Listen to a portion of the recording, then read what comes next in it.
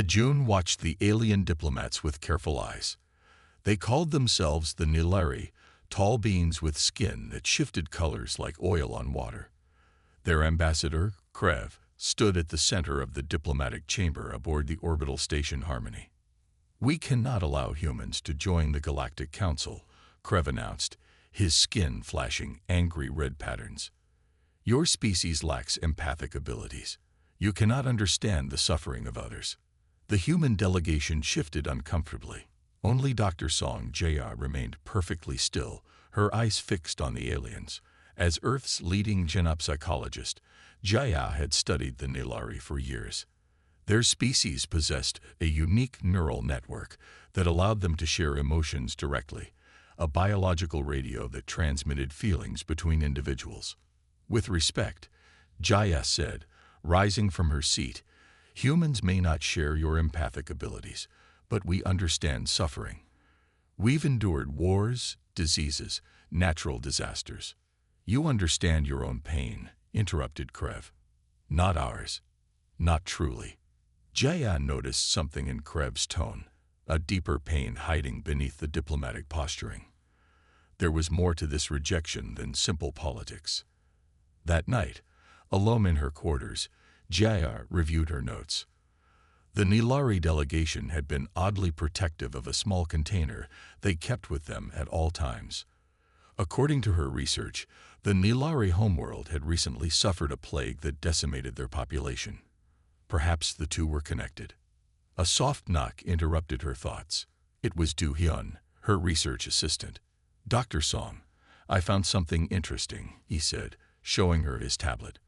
The Nilari delegation requested specialized equipment for their quarters, environmental regulators that mimic conditions from their homeworld's northern region.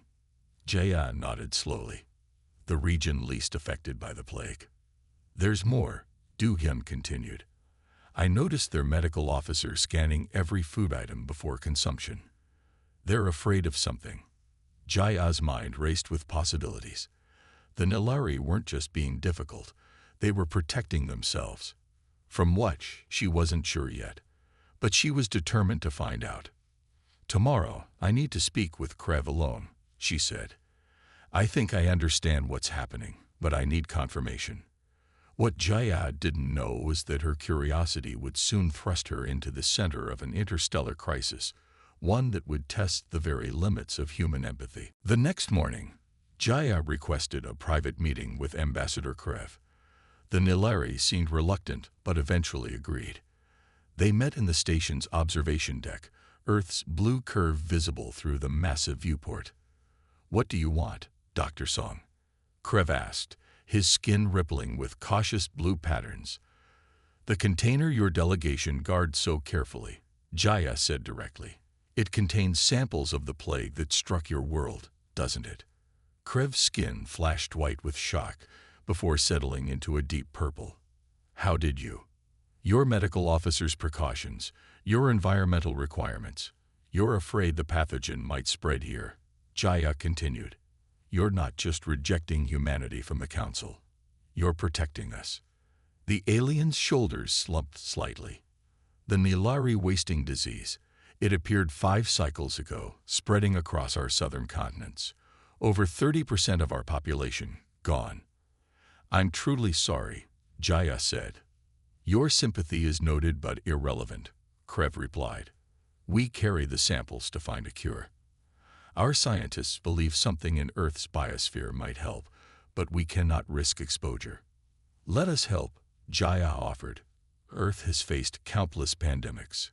Our medical technology." "No." Krev's skin flashed angry red again. "The disease affects the empathic centers of our brains first.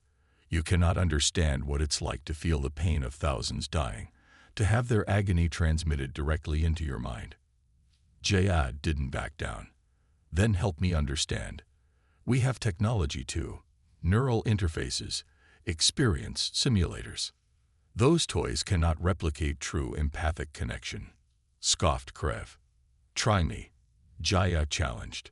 "Show me what your people have suffered."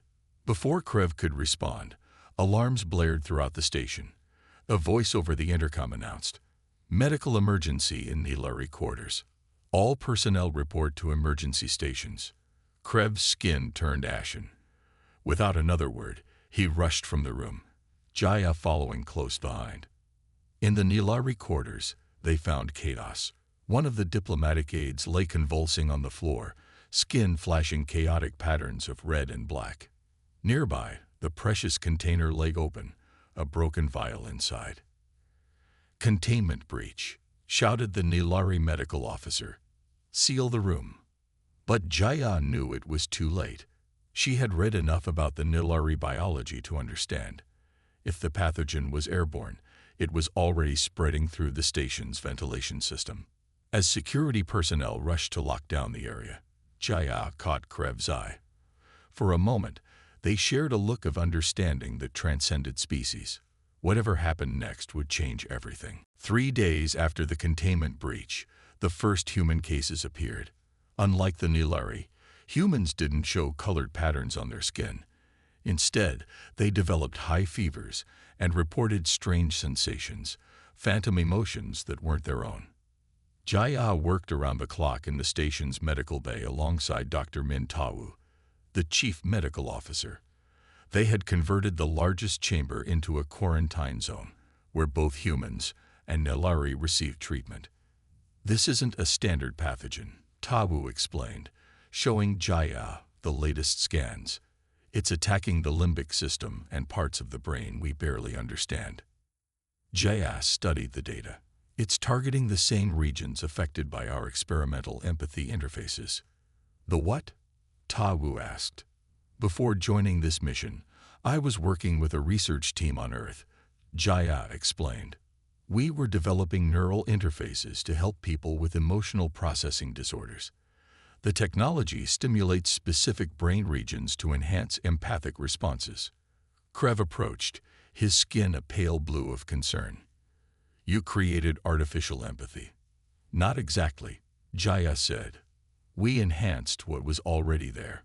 But the pathogen seems to be activating similar neural pathways, forcing connections between minds." The realization hit her suddenly.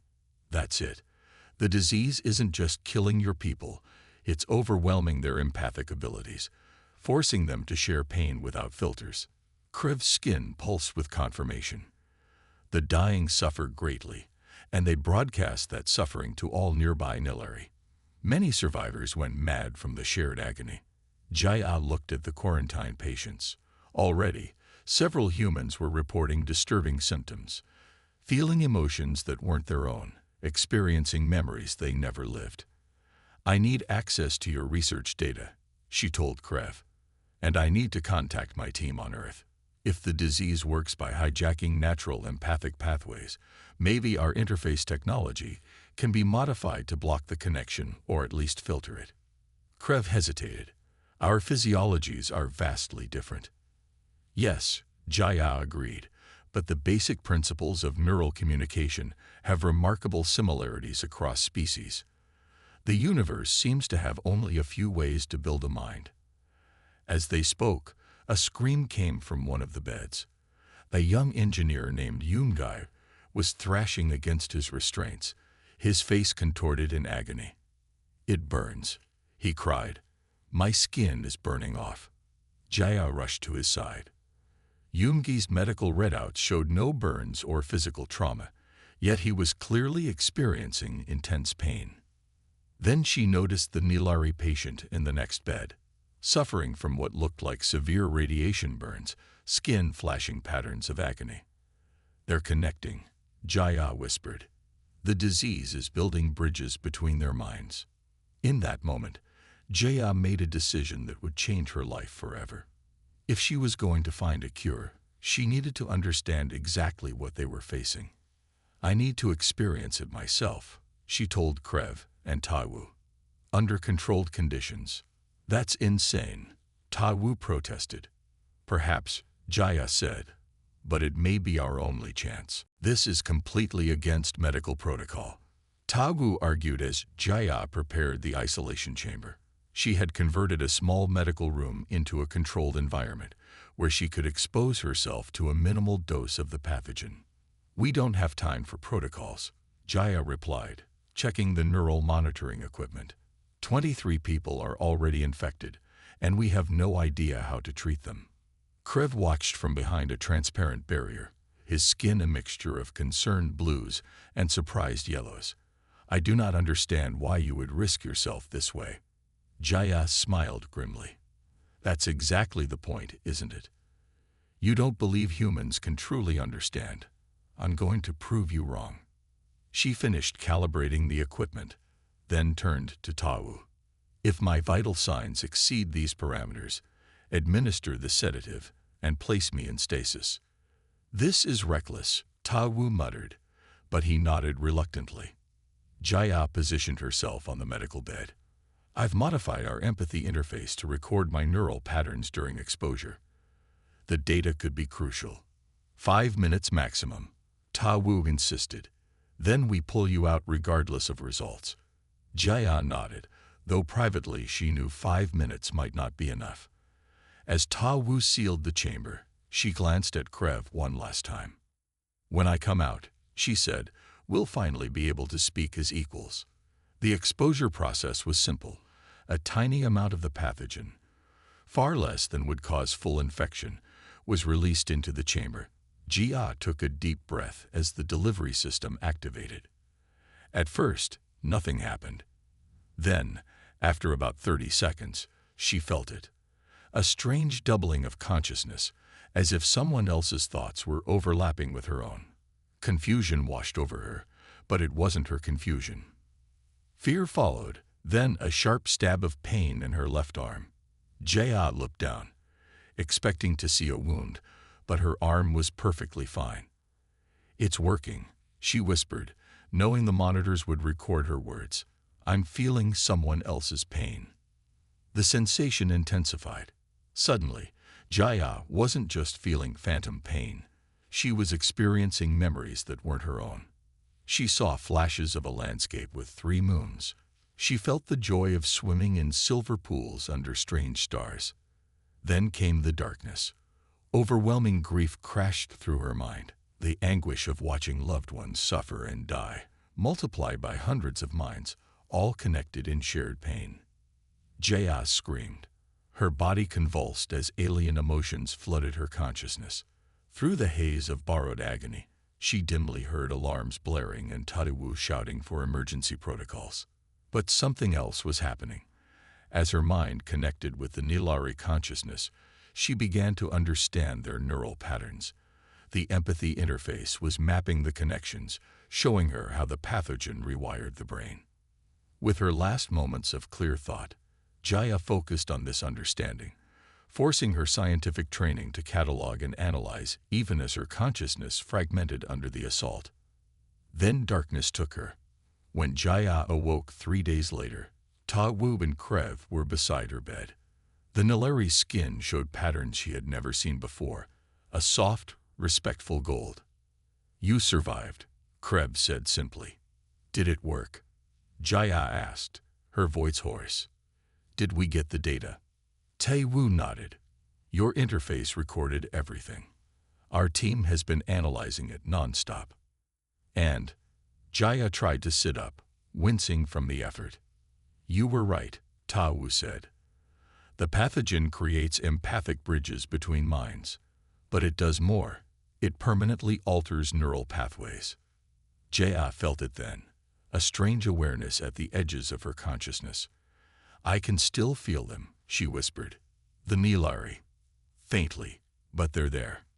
Krev's skin rippled with surprise. Impossible. Humans don't have the biology for empathic connections. We do now, Jaya said quietly.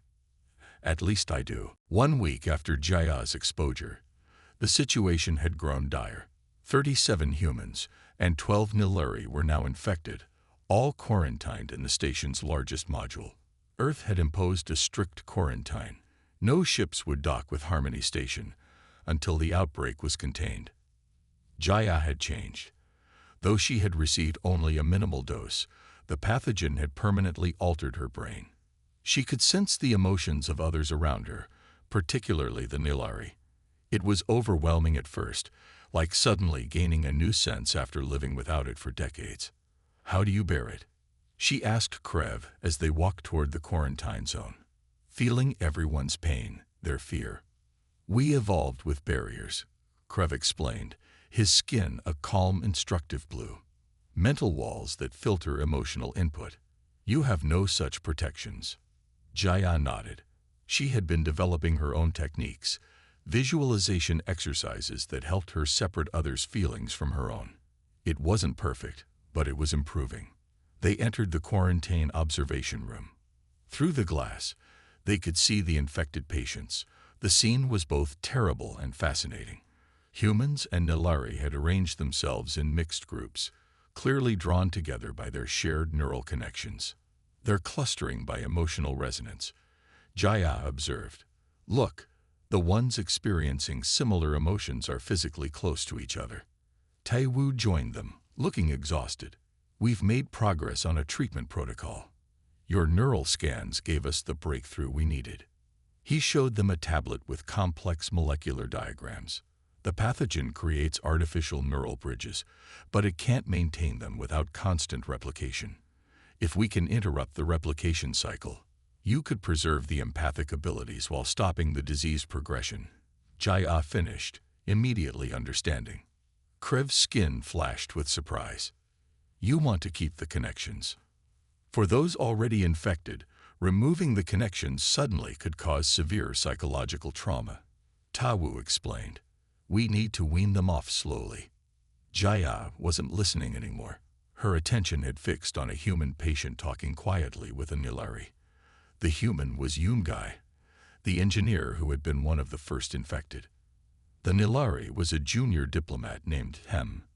Their postures mirrored each other perfectly, and Jaya could feel the resonance between them, a shared emotional state that transcended species. They're communicating, she whispered, not just feeling each other's emotions. They're having a conversation without words. Impossible, Krev insisted, but his skin patterns showed uncertainty. Jaya approached the glass, placing her hand against it. Immediately, both Yungai and Tem turned to look at her, as if they had sensed her presence. Yungai smiled. With careful movements, he wrote something on a tablet and held it up for her to see. We understand each other now. Pain shared becomes pain halved. Jayat turned to Krev. This isn't just a disease. It's changing us, connecting us in ways neither of our species ever imagined possible. Krev's skin displayed complex patterns of conflict. The Council would consider this an abomination, a forced evolution. Or, Jaya suggested, it could be the bridge that finally unites our species. The station's alarms suddenly blared.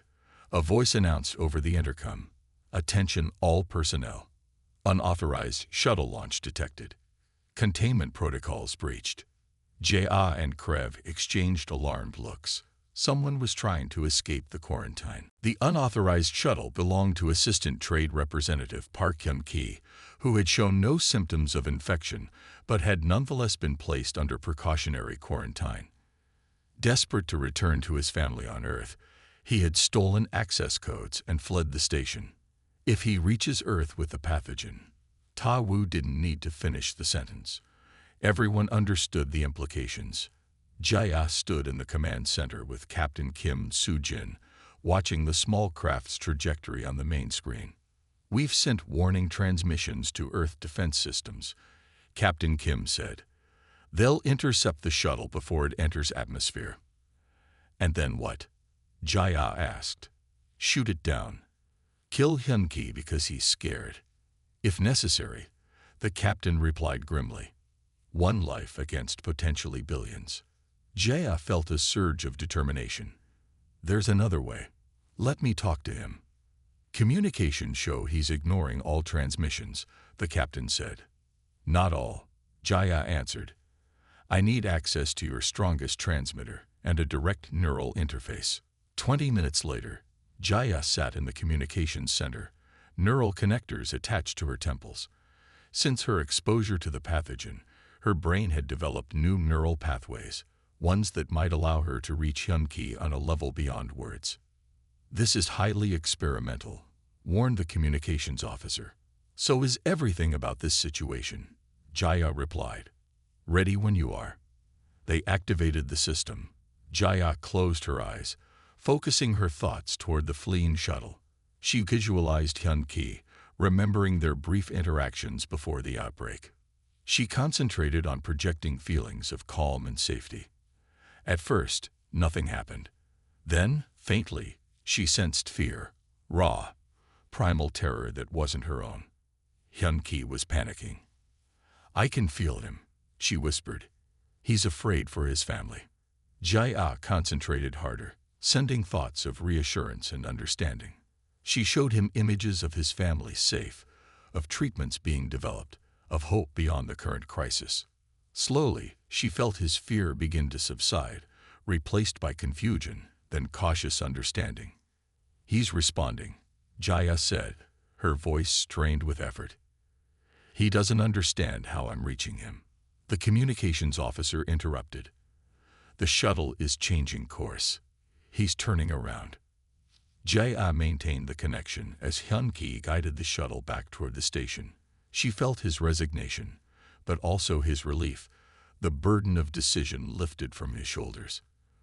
When the shuttle docked and Hyun-ki emerged, his eyes immediately found Jia in the reception committee. How did you do that? He asked. I heard you, felt you, in my mind. You're infected, Jaya explained gently. We all may be, to some degree. The pathogen doesn't always show obvious symptoms. Krev, who had been observing, approached with skin patterns showing deep thought. Perhaps it spreads more easily than we believed, creating subtle connections even without full infection. Jaya nodded. The implications are enormous. If humans and Nilari across the station are developing these connections, then we are no longer separate, Krev finished. Human and Nilari, the boundaries between us are blurring. As medical personnel led Hyun-ki away for examination, Jaya turned to Krev. You said humans couldn't understand your pain.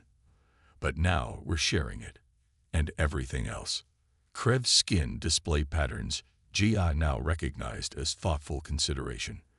The council must be informed. This changes everything. 2 weeks after Hyun-ki's attempted escape, the station had transformed. What had begun as a medical crisis had evolved into something unprecedented. A living laboratory of interspecies connection. Jia stood in the converted cargo bay, now serving as the main research center. Around her, humans and Nilari worked side by side, many wearing modified versions of her neural interface, devices designed not to block the empathic connections, but to regulate and stabilize them. The latest data is remarkable, said Ju-won, a neurologist who had arrived on the medical relief ship. The pathogen creates permanent changes to neural architecture, but our interfaces are preventing the damage that killed so many Nilari. Jaya nodded, reviewing the scans, and the empathic network keeps growing stronger. That was the most fascinating discovery. The infected humans and Nilari weren't just connected individually. They were forming a collective consciousness, a shared mental space where thoughts and emotions flowed freely between species.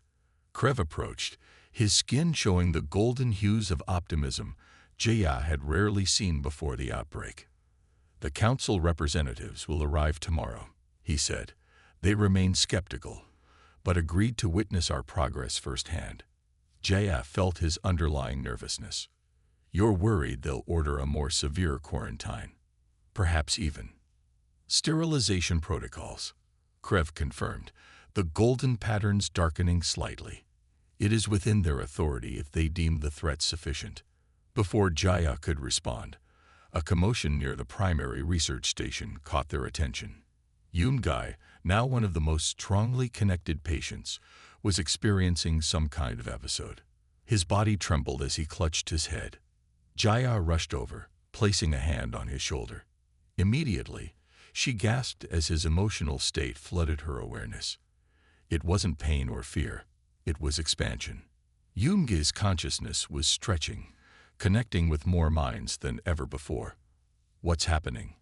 Jaya asked, struggling to maintain her own mental barriers. Yoon-gai looked up, his eyes unfocused. "They're coming," he whispered. "I can feel them approaching. Hundreds of Nilari minds reaching toward us." Krev's skin flashed with shock. The council delegation. They must be entering sensor range. "But they shouldn't be connected," Jaya said. "They haven't been exposed to the pathogen." Tai Wu checked the long-range scanners. The delegation ship is 6 hours out. No way Yungai could sense them from that distance. Yet as they watched, other connected patients began responding, both human and Nilari, turning toward the direction of the approaching ship as if drawn by an invisible force. The network is growing stronger, Jaya realized, extending its reach beyond what we thought possible. Krev's skin displayed patterns of alarm. If the council representatives are drawn into the network merely by approaching, then quarantine may already be pointless, Jaya finished. The connection transcends physical proximity. The implications were staggering. What had begun as a localized outbreak might already be spreading across space itself, creating links between minds separated by vast distances. "We need to prepare," Jaya said decisively. "When the council arrives, they need to understand this isn't a disaster to be contained. It's an evolution to be guided." As she spoke, she felt something new in her own mind. Distant whispers of alien thoughts, hundreds of them, growing gradually clearer. The approaching council members, their minds unknowingly reaching toward the network that waited to embrace them. Jaya smiled. Soon, they would understand. They would all understand. The Galactic Council delegation arrived with all the ceremony their position demanded. 7 ships, representing the major species of the Alliance, docked with Harmony Station. Their representatives emerged wearing elaborate biosuits, a precaution that Jaya knew would ultimately prove futile. The main conference room had been prepared for their arrival. Jia stood with Captain Kim, Tawu, and Krev as the council members filed in. At their head was High Counselor Vesk, an ancient Nilari whose skin displayed patterns of authority and caution. Ambassador Krev, Vesk acknowledged with minimal courtesy. "We have reviewed your reports. This situation is unprecedented." "Indeed, High Counselor," Krev replied, his skin showing respectful patterns, "but perhaps not as dire as initially feared." Vesk's attention turned to Jia. "Dr. Song, you were the first human to voluntarily expose yourself to the pathogen. A reckless act. A necessary one," Jaya corrected, "and one that has led to breakthrough understandings." Vesk studied her with ancient eyes. "You claim the neural changes can be stabilized, that the empathic connections need not lead to madness and death. We've developed interfaces that regulate the connections," Jaya explained, gesturing to the small device at her temple. "They allow controlled sharing of emotional states without the overwhelming cascade that killed so many Nilari during your original outbreak." A representative from the Tholian Federation, a crystalline being that communicated through light patterns, flashed a series of skeptical pulses. "The danger remains unacceptable. These connections violate the fundamental boundaries between sentient species." "With respect," Jaya said, "those boundaries may be more artificial than we realized. The pathogen didn't create something new. It unveiled capabilities that were always latent within our neurophysiology." As the discussion continued, Jaya noticed Yungai and several other connected patients had positioned themselves around the edges of the room. Their expressions were focused, intent. Suddenly, Vesk stiffened, his skin flashing alarmed patterns. "What is this? I feel presences touching my mind." The other council members showed similar signs of distress. The Tholian's crystal structure emitted chaotic light patterns. A Medusan representative's containment field flickered as its energy form pulsed erratically. "It's already beginning," Jaya said calmly. "The network is reaching out to you." "This is an attack," Vesk declared, his skin pattern switching to hostile red. "Guards, secure these humans." But the Nilari guards made no move. Their skin displayed the now familiar patterns Jia recognized from the connected patients. They too were part of the growing network. No one is attacking you, Jaya explained. The network is simply inviting you to understand, to share what we've discovered. Vesk struggled visibly, fighting the foreign sensations. This is why isolation was necessary. The human inability to control empathic connections is exactly what saved us, Krev interrupted. Humans approach empathy differently. They build it through conscious choice rather than biological imperative. Dr. Song's interfaces merge both approaches, creating something stronger than either alone. Jaya stepped forward, removing her interface. Let me show you. Before Vesk could protest, she placed her hand on his arm. The connection was immediate and profound. Jia opened her mind fully, sharing everything. The pain and fear of the initial outbreak, the wonder of first connection, the growing network of shared consciousness that transcended species boundaries. Most importantly, she shared the hope. The vision of a future where understanding between species wasn't hindered by biological differences, where pain truly could be shared and thus diminished. Vesk's skin shifted through a cascade of patterns, finally settling on a deep indigo that none of the humans had seen before. When he spoke, his voice was subdued with wonder. All this time, he whispered, we believed humans were missing something essential, that your species was tragically incomplete without natural empathy. And we believed your species was trapped by your biology, Jaya replied, unable to choose when to connect and when to remain separate. Together, Krev added, we have created something new, neither human nor Nilari, but a bridge between worlds. Vesk looked around at his fellow council members, many of whom were already showing signs of integration with the network. The Tholian's light patterns had synchronized with the emotional rhythm of the room. The Medusan's energy form pulsed in harmony with the shared consciousness. This changes everything, Vesk said finally, not just for humans and Nilari, but for all species of the Council. Jaya nodded. That's what we've been trying to tell you. This isn't a disaster to contain. It's an opportunity to embrace. 3 months after the Galactic Council's historic visit to Harmony Station, Jaya stood on the observation deck, watching the stars. Earth rotated slowly below, beautiful and blue against the darkness of space. The quarantine had been lifted 2 weeks ago, though strict protocols remained in place for those traveling between worlds.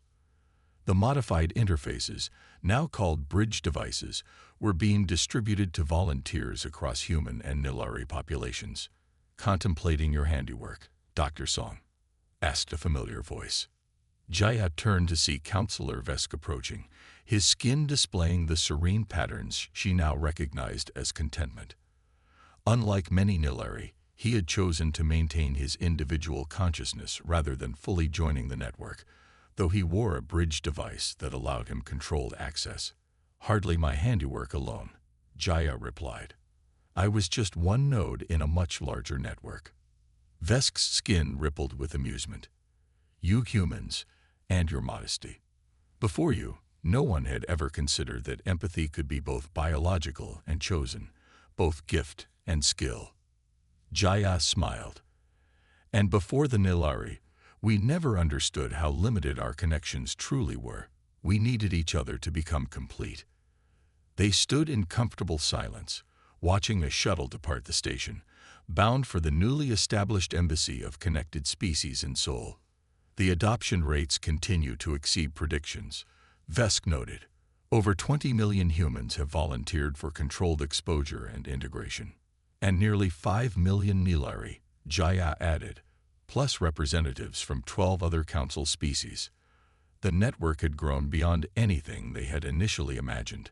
What had begun as an outbreak of shared pain had evolved into a revolution of shared understanding. The bridge devices allowed users to control their level of connection, from simple emotional awareness to deep thought sharing across vast distances. There is still resistance, Vesk reminded her. Many fear what this means for individual identity, for the future of distinct cultures. Jaya nodded. As they should. This isn't something to rush into without consideration. The network should always remain a choice, never an obligation. She thought of her parents back in Busan, who had chosen to remain unconnected. They supported her work but preferred to maintain their traditional human perspective. Jia respected their decision, just as she respected those who embraced full integration. The council votes tomorrow on the new classification for connected individuals, Vesk said. No longer simply human or Nilari or Tholian, but something new, a bridge species that exists between worlds. Whatever they decide to call us, Jaya said, what matters is what we've created together, a way to truly understand one another's pain and joy. From the edge of her awareness, Jaya felt Yungai connecting from his new position at the embassy. His consciousness touched hers briefly, sharing his excitement about the day's diplomatic breakthrough with the Medusan delegation. Krev joined them on the observation deck, his skin glowing with the golden patterns of optimism that had become increasingly common among the Nilari. Dr. Song. He greeted her formally, though his mental touch was warm with friendship. The medical team has confirmed that the latest version of the bridge device has eliminated the last of the neurological side effects. The technology is ready for wider distribution. Jaya nodded. Then we've done it. We've transformed a plague into a gift. She remembered her first conversation with Krev, months ago in this very station. They said she couldn't understand their pain, she murmured, almost to herself. And then she shared it. Krev finished, his skin patterns forming the complex symbol that had become the emblem of the connected, a neural network bridging different worlds. As they stood together watching Earth turn below them, Jaya felt the vast network of minds stretching across space. Humans and aliens, once separated by biology and culture, now united in understanding. Not uniform or homogeneous, but beautifully, harmoniously diverse, each mind adding its unique perspective to the whole. The pain that had once divided them had become the bridge that united them. And whatever challenges the future held, they would face them together. Their sorrows shared and thus diminished, their joys multiplied in the sharing. In the distance, a ship departed for the Nilari homeworld, carrying the first human diplomatic team. Aboard were the connected and the unconnected alike, each valuable for their unique perspective. Jia watched it go, feeling the excited minds of its passengers reaching back toward her like shining threads across the void. The universe, once so vast and cold, now felt wonderfully, intimately connected.